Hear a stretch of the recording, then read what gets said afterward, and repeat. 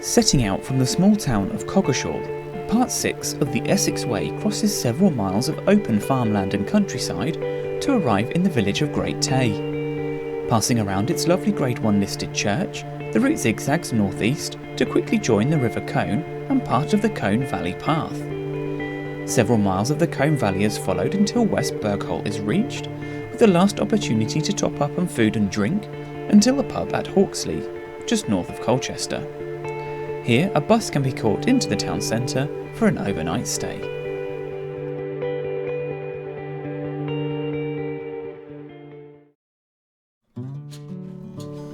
Leaving the streets of Coggeshall behind, the trail quickly arrives in open farmland, only briefly interrupted by the roar of the A120 just a few minutes ahead. Take care crossing the A120 as it's a fast road, but once on the other side there are a series of quiet field edges, slowly progressing to the east.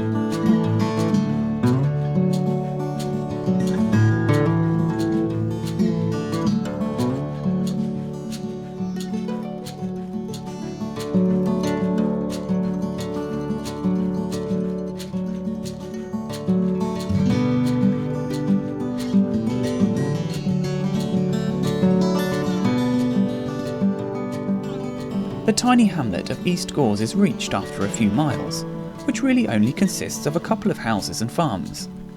It's important here not to miss this left turn, hidden behind an evergreen hedge, or you will end up back at the A120.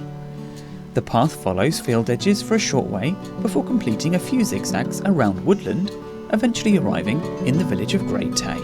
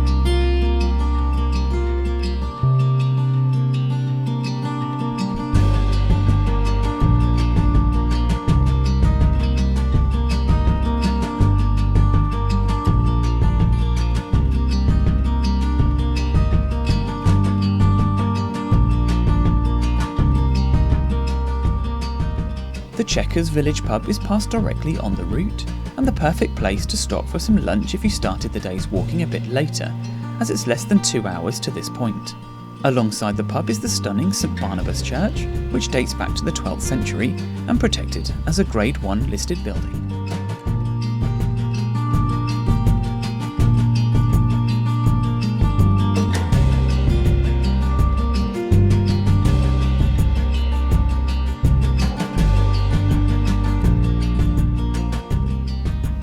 Leaving Great Tey via this narrow path alongside a property, the route completes a large zigzag around field edges and along a tree-lined path to reach the edge of the Colne Valley, marked by a crossing of the Sudbury to Marks Tey railway line. The path descends along grazing fields to arrive at the River Colne, which joins another long-distance trail, the Colne Valley Path. a 23-mile-long route from Great Yeldham to Colchester.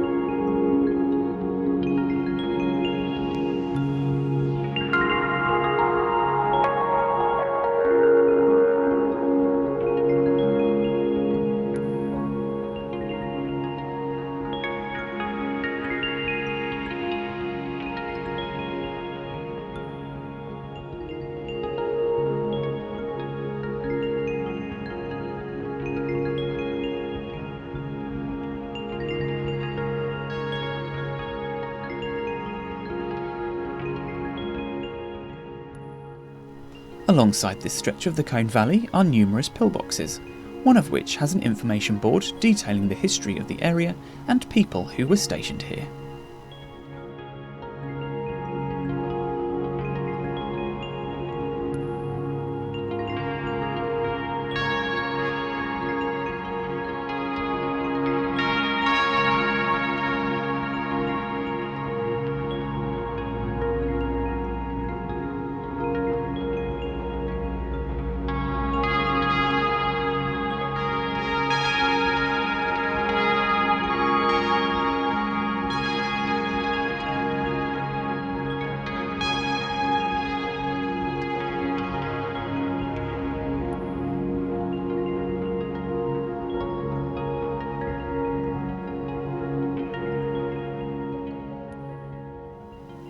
The small village of Ford Street is passed with the option for some refreshments at the nearby tea room before continuing along the bottom of the Colne Valley to the east.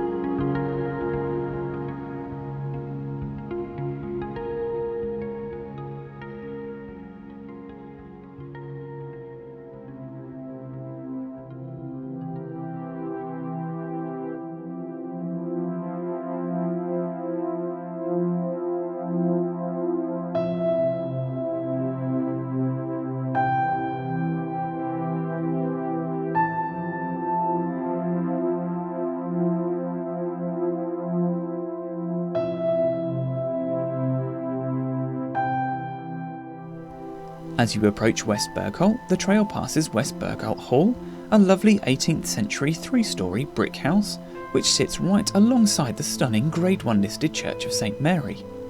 The church mostly dates to the 14th century, but the north wall was shown to have been built around 1000 AD, making it pre-Norman.